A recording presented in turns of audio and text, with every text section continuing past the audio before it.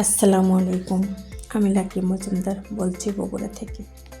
দেশ ও দেশের বাইরে যে যেখান থেকে আমার এই ভিডিও দেখছেন সবাইকে আন্তরিক শুভেচ্ছা ও অভিনন্দন। এখানে আমি ব্লগটা শুরু করেছি প্রায় সন্ধ্যাবেলার, শুধু জন্মদিনের ব্লগ, ছেলের জন্মদিন।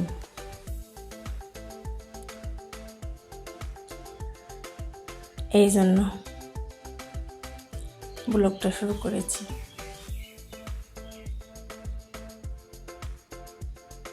কারণ বাড়ি থেকে আসার পর আমি অসুস্থ হয়ে গিয়েছিলাম, এই জন্য আর মাঝে অনেকদিন ভিডিও দেওয়া হয়নি বা ভিডিও করাও হয়নি।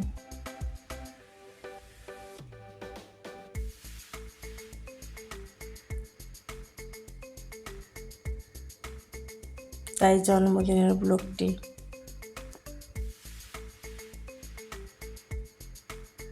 দিতে একটু দেরি হয়ে গেল, কিছু মনে করবেন না।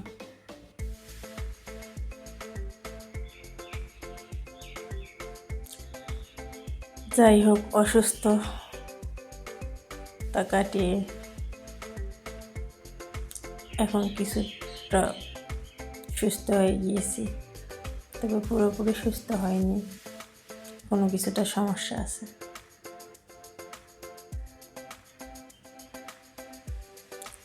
এখানে আমি কড়াইতে কিছু গোটা মশলা আর পেঁয়াজ একটু তেলে ভেজে নেব, কারণ বিরিয়ানি রান্না করব।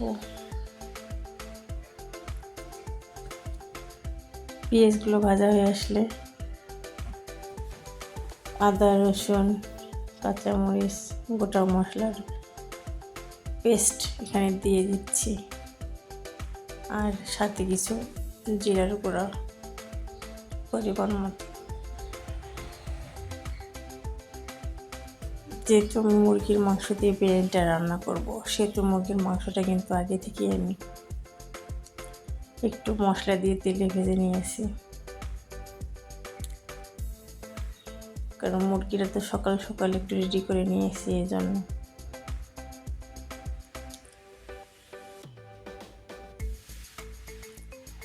দুপুরের দিকে একটু মার্কেটে গিয়েছিলাম ছেলের কেক নিয়ে আসার জন্য, কারণ ওর বাবা অফিসে আসতে অনেক রাত হয়ে যাবে, এই জন্য। তাই ঘরে সব কাজ গুছিয়ে রেখে তারপরে কেকটা আনার জন্য গিয়েছিলাম। সাথে কিছু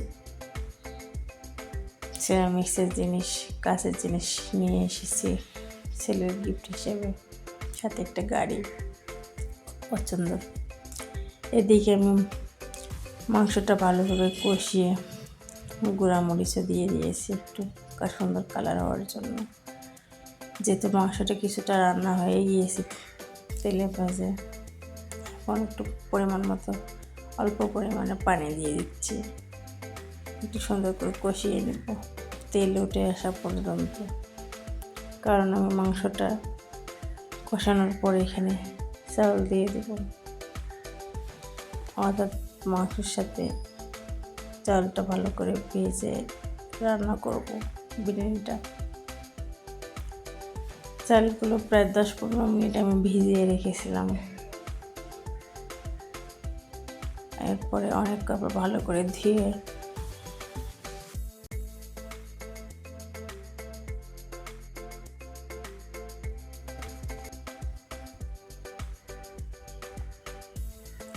বিরিয়ানি বা পোলার খেতে যদি পানিটা ভালো মতো ঝরিয়ে নেওয়া যায়, তাহলে কিন্তু চালটা ভাজতে অনেকটা সুবিধা হয়।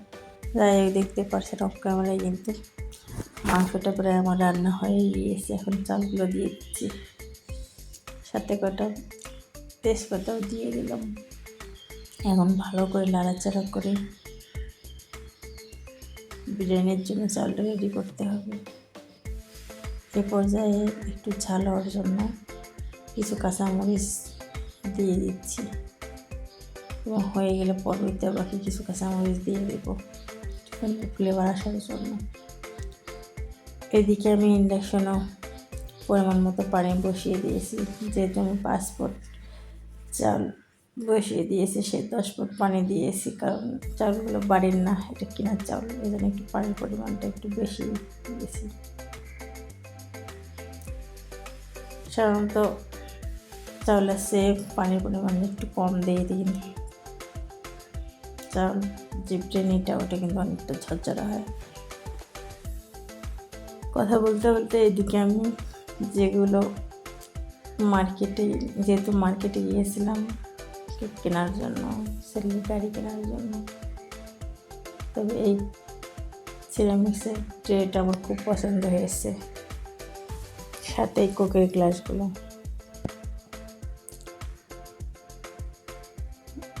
জন্মদিনে একটু ঠান্ডা ঠান্ডা জুস পরিবেশন করবো, এই জন্য কোকের গ্লাসগুলো নিয়েছিলাম। চেয়েছিলাম যে একটু বড় সাইজের, কিন্তু সেটা পাইনি।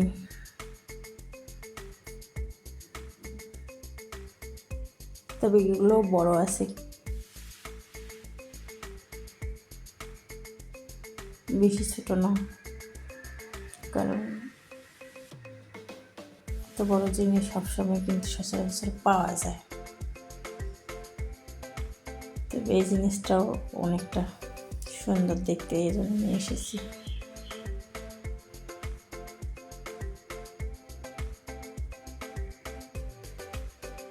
এদিকে আমার পানিটাও কিন্তু ইন্ডাকশনে বসিয়ে দিয়েছিলাম, দেখতে পাচ্ছেন পানিটা কিন্তু গরম হয়ে গিয়েছে। এখন চালগুলোও ভাজা হয়ে গিয়েছে।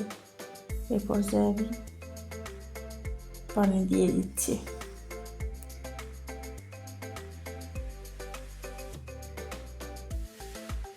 বিরিয়ানিটা ভালোভাবে নাড়াচাড়া করে, তবে এইভাবে আমি কোনোদিন বিরিয়ানি রান্না করিনি, প্রথম মাংসের সাথে চাউলটা দিয়ে বিরিয়ানিটা রান্না করেছি। কিন্তু টেস্টটা কিন্তু অনেক সুন্দর আসে। যাই হোক, কিছু ক্যামেরাতে বিরিয়ানিটা রান্না হয়ে গেছে কিছুটা।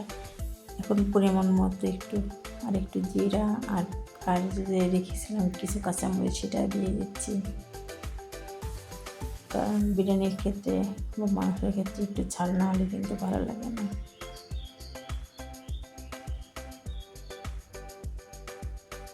যাই হোক, এখন ভালোভাবে মশলাটা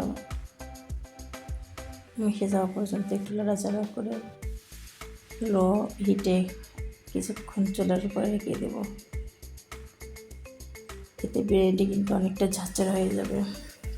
আর এইদিকে এই সার্ভিং যে ডিশ সিরামিক্সের, এটা ভালোভাবে পরিষ্কার করে নিচ্ছি, সাথে কোকের গ্লাসগুলো।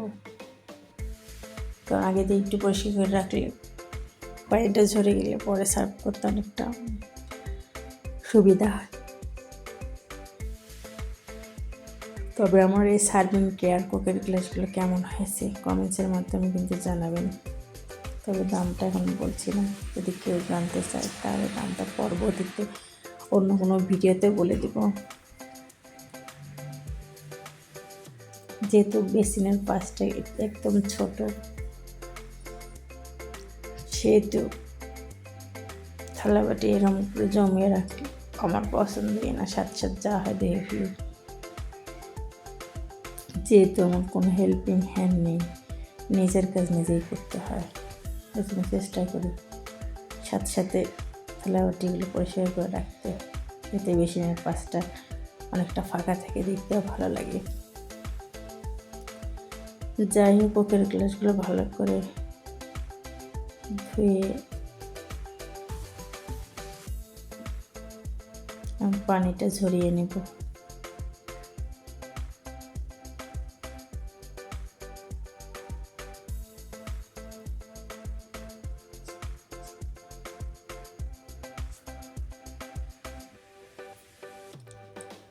এই গ্লাসগুলো অনেক দিন যাবত কিনবো পরে কেনা হয়ে ওঠেনি। তবে আজকে যেহেতু চোখের সামনে পড়েছে সেটি কিনে নিয়েছি।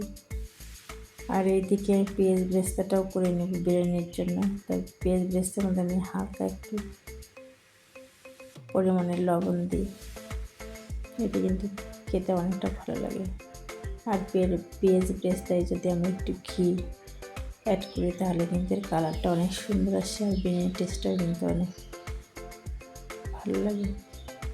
এদিকে আমি একটু ঠান্ডা পানি দিয়ে বরফ পানি দিয়ে শরবতটা তৈরি করে নিচ্ছি, কারণ এই গরমে একটু ঠান্ডা জুস বা শরবত না হলে কেমন হয়। প্রতিনিয়ত এই ঠান্ডা শরবত বা জুস খেয়ে খেয়ে লেবু দিয়ে বা ট্যাং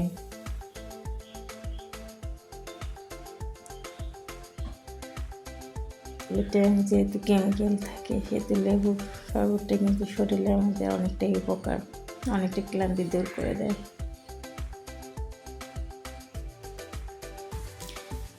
লেবু কিনতে বললে ওর বাবা 1-1.5 কেজি করে লেবু নিয়ে আসে শরবত খাওয়ার জন্য। এখানে প্রচুর পরিমাণ লেবু পাওয়া যায় ও প্রচুর রস। আর এইদিকে মার্কেটে গিয়ে যে কেকটা কিনেছিলাম, ছেলে যখন গাড়ি কিনে দিয়েছি সেই খুশিতে আর ও মার্কেটে থাকতেই চাইতেছে না, ওকে কাটার জন্য একদম পাগল হয়ে গিয়েছে। তাই আর ভুলে কেকের উপরে নামটা লিখতে ভুলে গিয়েছিলাম, আর কেক দেখেছিল তো নাচা শুরু করে দিয়েছে, দেখতেই পারছেন অনেকটাই খুশি। আর টেবিলের উপরে যে গাড়িটা এটাই কিনে দিয়েছি। যাই হোক, বিরিয়ানিটা আমি টেবিলে নিয়ে এসেছি, এখন পেঁয়াজ বেরেস্তা দিয়ে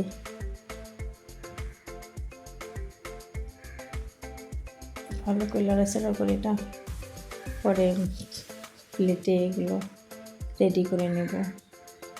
তো এমনিতেই কিন্তু অনেকটা রাত হয়ে গিয়েছে।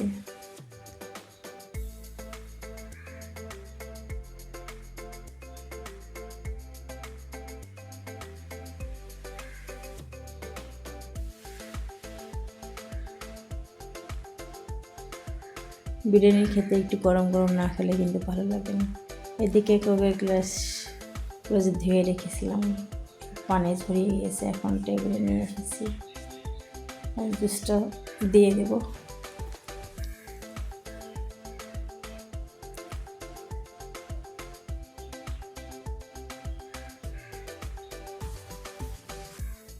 এখন জুসগুলো গ্লাসে ঢেলে দিচ্ছি। আর এই সার্ভিং ট্রেটা, যে সিরামিক ট্রেটা আমার এতই পছন্দ হয়েছে, বিশেষ করে মাঝের যে সিনারিটা একদম সাদার মাঝে যে সবুজের বিভিন্ন কালারের যে দৃশ্যটা আমার কিন্তু খুব ভালো লেগেছে। এদিকে ছেলে কেক কাটবে না ভয় পাচ্ছে ছেলে দেখে, তবে আমি হাত দিয়ে ধরে কেকটা কেটে নিচ্ছি।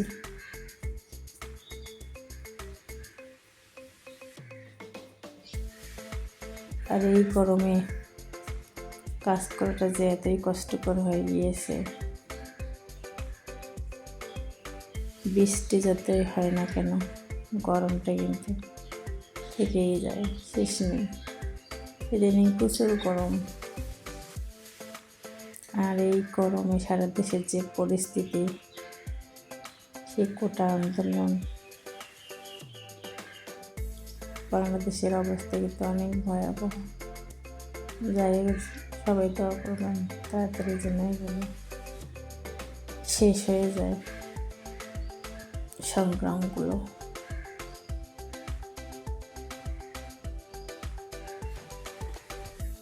চারিদিকে আন্দোলনে মৃত্যুর সংবাদ শুনতে কিন্তু ভালোই লাগে না।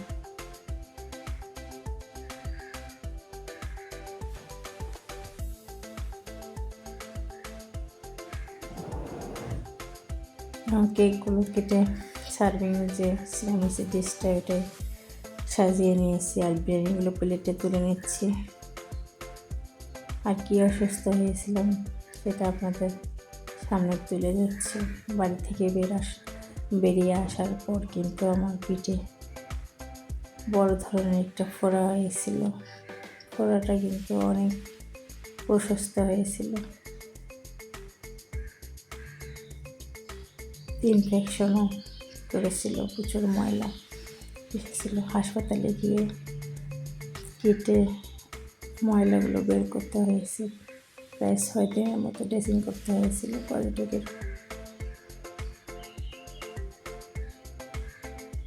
2-3 দিন যাবৎ 3 রাত কোনো ঘুম নেই, সারাক্ষণ চিল্লাচিল্লি করেছিলাম এই ফোড়ার ব্যথায়।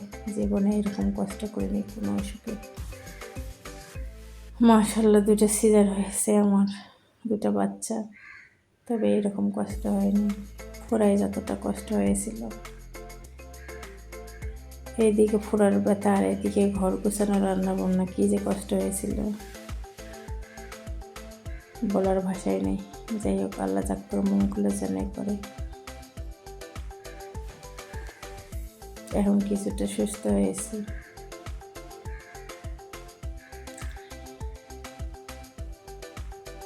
এইদিকে প্লেটে বিরিয়ানিগুলো রেডি করে নিয়েছি।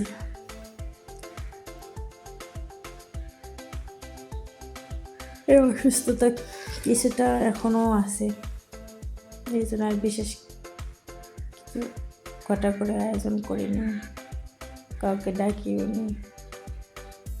শুধু আমরাই জন্মদিনটা পালন করছি, ছেলের খুশির জন্য এইটুকু আয়োজন। তবে চেষ্টা ছিল অনেক কিছু আয়োজন করতে, কিন্তু তা সম্ভব হয়ে ওঠেনি। মেয়ের জন্মদিনও সাধারণত পালন করেছি, তার ভিডিও করা হয়নি। যাই হোক, কেকগুলো সবাই খেয়ে নিচ্ছে। সবাই বলতে আমার পাশে ফ্ল্যাটে যে ওরা 3 জন আছে, সেই 3 জনে।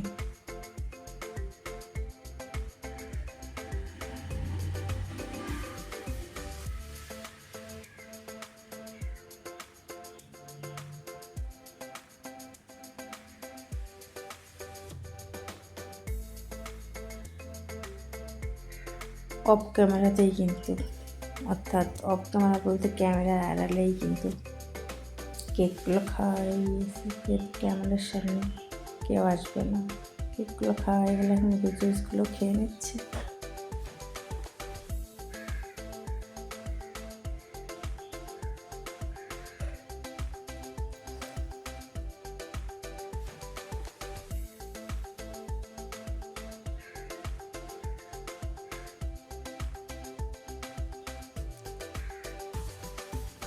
ছেলে বিরিয়ানি খাচ্ছে আর একটু করে জুস খাচ্ছে, ওপরে পছন্দ ঠান্ডা ঠান্ডা জুস। আর দৌড় দিয়ে গাড়ির কাছে যাচ্ছে। এতক্ষণ গাড়ি কিন্তু ব্যাটারি চার্জে ছিল, তাই গাড়ি চার্জ হয়েছে। এখন ও বারবার খাচ্ছে আর গাড়ির কাছে যাচ্ছে। ও ছোটোবেলা থেকেই গাড়ি পাগল, গাড়ি দেখলে ওর মাথা নষ্ট, কিনে দিতেই হবে, যতই দাম হোক না কেন, গাড়ি ওর লাগবেই।